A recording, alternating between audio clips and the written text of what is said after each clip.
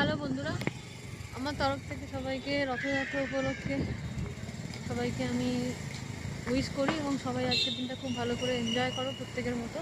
তো আমাদের সোসাইটিতেও আজকে রথযাত্রা উপলক্ষে পুরো সোসাইটিতে এরকম করে লাইটিং করা হয়েছে, তোমরা দেখতে থাকো।